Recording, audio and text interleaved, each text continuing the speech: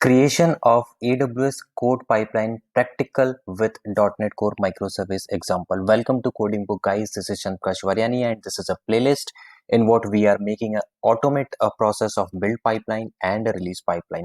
So let's quickly see what we have already covered in previous two parts. So in the part one, basically we have seen what exactly our requirement is. And in the part second, we have created our .NET Core microservice application, and we have successfully deployed to Elastic Beanstalk. And this is the environment you can see. If you should be familiar with this, if you have followed last video, here we have our code, and this is our .NET Core application. If you guys have not followed those videos, and if you are interested in doing step by step, then I would highly recommend you guys to watch these two videos. Okay. Now the part third, this is the AWS code commit. We will focus on here. We will actually deploy, or we will actually push our code to this repository. This would act as a repository. And then we will create one of the live example, live problem, what happens in our project, this about unit test cases and how this build process would help us in solving that issue. We will see this practically in a bit, right? And at last, of course, we will do this. What we have done manually, we will do this using the automated deployment thing. Okay, now to begin with, click on the service, search for the code commit, right? This video is for the code commit, look for the code commit. But when you create the code commit, you won't be able to access this code commit. You would be needing the credentials, right? So how you get those credentials? Do not worry, we have AWS document which tells you that how you can create or get those credentials. But you can say, like, for everything we have the documents, but we are actually creating videos so that I can demonstrate everything practically. So don't worry about this. There will be a slight different because I have already done this, but maybe I can show you how to do this. Click on the services, look for the IAM. Now click on the IAM. Now to this screen, click on the users. Let me click on the user. Search for your user in the text box. So I have this user. Let me click on this user. Now here we have the button add permission, and you need to follow this. But since I already have this administration access, so let it load at first, maybe. Okay, so code commit, you can see I should be already having those access because I already generated those credential with me. If you have not, you can follow those steps. I'll provide the link for this as well in the description. Click on add. That's pretty simple. Just click on the add permission, search for the code commit, and click on save. Once this is done, then click on this security credential. Okay, here now you just scroll down and click on the generate credentials, and after that one Excel file will be downloaded in what you will find your username and the password, and these were those credentials which will help you in connection with in order to successfully connect you with the code commit, right? I have already downloaded this. And one important thing, do not think that I will if you re-click on the generate credential, it will again give you the password is quite confidential. You will get it only once, so please save that password with you.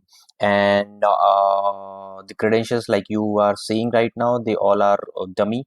Like, hope you understand that I cannot share the my actual credentials, but your credentials would look like something like this, right? And I already have downloaded that would be Excel file for you. This is the notepad file.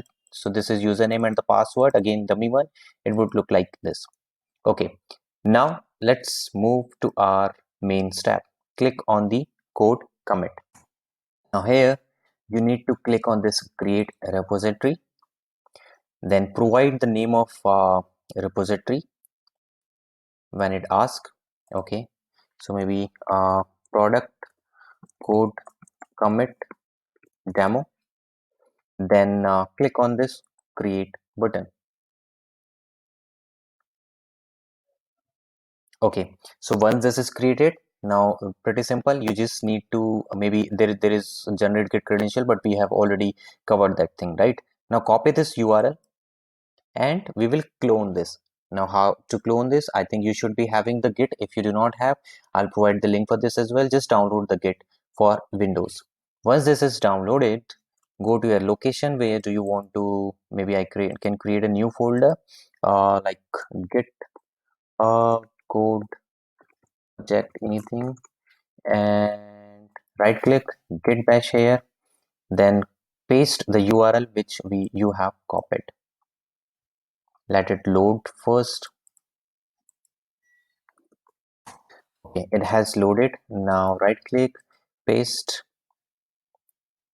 We don't have anything. Let's come back here and copy one more time and try and paste one more time. Okay, now click. Maybe I should focus at here.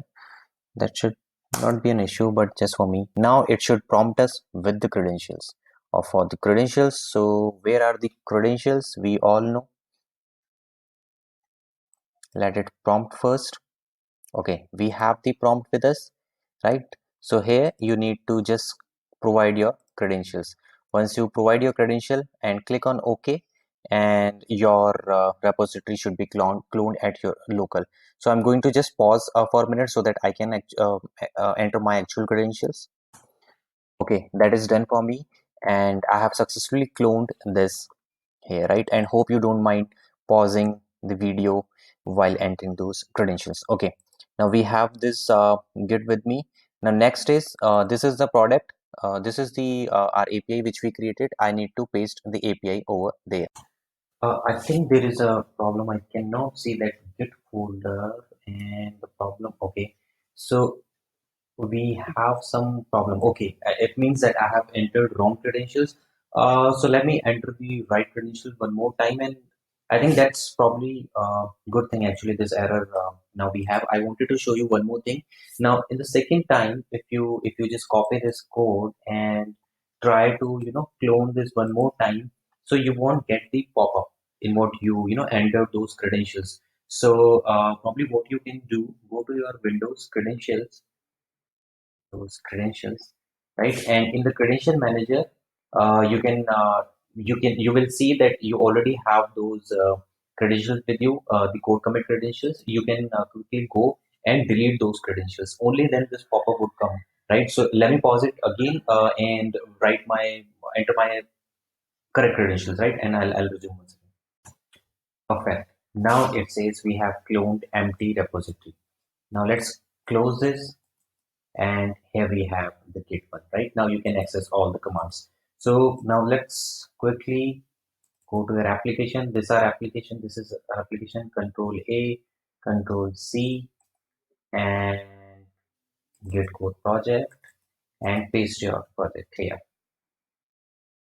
Let it copy, and let me close what we have already opened, because we have now pasted to the different location, which is our GitHub location, Git location. So now let's double click on this and run the application. Now we should see all the Team Explorer options to push our code to code commit. Let it open. Okay, here we are. So let's rebuild the application at first to see everything is working fine. Next, click on this Team Explorer. Now you can see this product code commit demo. We already have this. Click on the changes, and we can now push our code. Now before I push this code, one more thing, and maybe click on this home, click on settings, click on repository setting, and look for the ignore file. Yes, hope you know what is ignore file. Ignore file is something.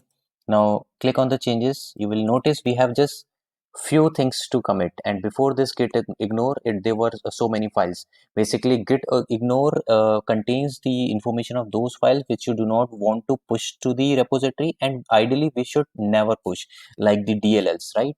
So now we don't have those code and we are good. So click on like initial commit for my project.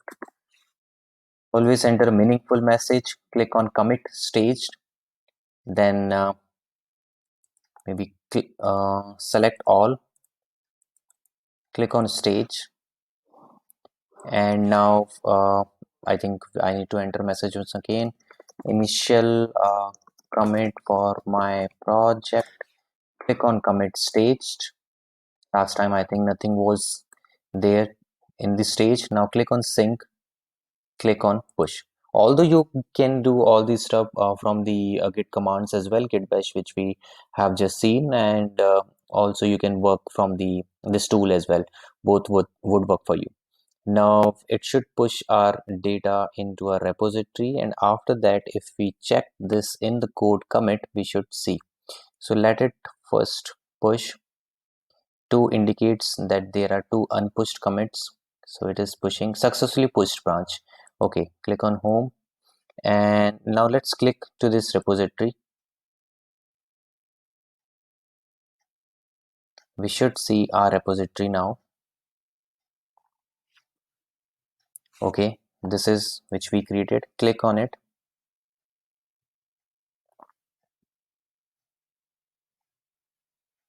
We have our code, right? So great, we have now our code, and see, we wanted to reach to this step, the pipeline, and this is our the first one, the source one. Then we'll see what are artifacts, how we create, build, and deploy, and all those stuff. Now, to see this process, actually, let's follow a practical example which I talked at the initial. So, what I'm going to do, I will add another project here. So, create new project. So, I'm going to add one dummy simple test project to demonstrate our live problem, and we'll see how this is now solved with build pipeline. Class library .NET Core, click on next, like product dot test, and click on create. It should be an empty project for us. Let it create. Okay, okay, so this is empty project. Now create any class, or even before class, since this is a test project, so I'll make use of XUnit framework. And let me go to the steps. So what I'm doing, I'm just downloading the packages which I need in order to run the test. So these are the 3 packages: SDK, XUnit, and this XUnit Runner Visual Studio. You can always click on the project, go to your NuGet package, and download them one by one. But just to, as for the shortcut or the time saving purpose, I'm repasting this. And if I click on the rebuild, so whatever packages I have defined in this csproj file, just a second, weird behavior of this Visual Studio sometime, and that is quite irritating. Okay, now it is, I think, rebuilding the application, and soon we will have, okay, the packages. Here we are. Nice. Sorry for this. And the next, let's create our class. Maybe I can stop auto hiding, or let's make use of this file, like product controller test. Yes, I want to change the name, and let's create a very simple test case. So let me provide the namespaces at first really quick.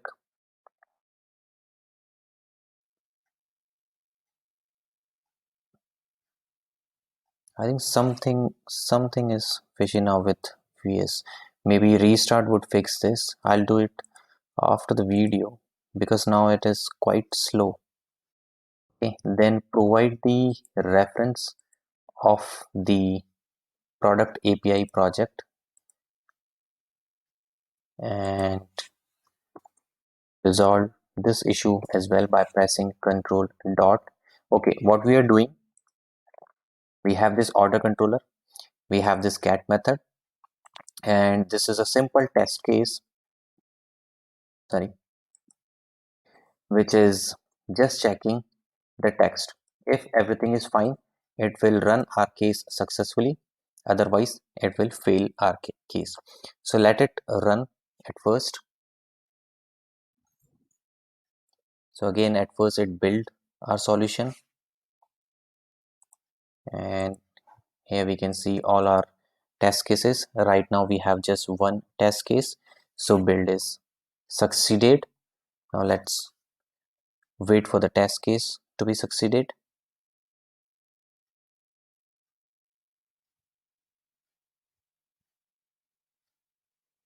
It is just one dummy test case and still it is taking too much time, and I know this is not expected since we have some problem in Visual Studio. I'll restart this. Come on.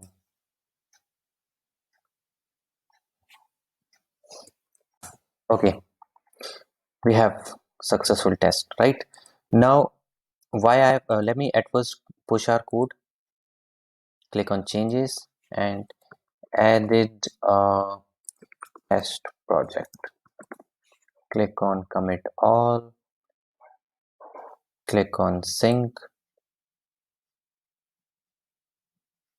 So you can see there is one push we need to do. Click on push. Now why I have created this test case? To demonstrate the live problem. And what is that? Now let's suppose a user or any of your developer, or even if you just make any change in the code, update it one more time, right? Now you just rebuild your application, right? And push your code to your repository.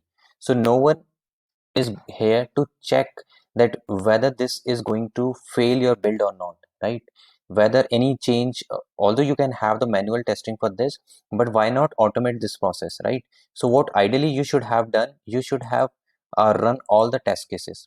Now by running this command, it would actually fail our test case. We know this and we always actually run this command, but sometimes we forget to run this command. So how this build process will can indicate us that your build is failed, we will see that. And how we can see that all of us actually will be informed, every team members, that build is failed due to the X reasons. Further, let's suppose when you have created this test case and maybe you want to cross verify that, hey, we are right. So hey, I want to have the like 80% or 90% of the code coverage. So how you can verify? Your reviewer will verify manually each time, but you can automate that process as well. In the build command, you can write another task. Hey, I want to make sure that my test cases are running successfully. I want to make sure I have the 90% code coverage. So whenever you comes to the Steam Explorer and push any of the changes, your build pipeline would run automatically and will run against all the test cases which you have defined. So that we will cover in our next part. So that's all for this part third. Thank you for being at Coding Book. I would highly recommend, guys, please share your comments, any doubt, anything you want me to add in the videos. I'll add that. Just let me know, and please do subscribe Coding Book. That is really important. And stay tuned to learn AWS tutorial with Coding Book. See you in the next part. Have a nice day.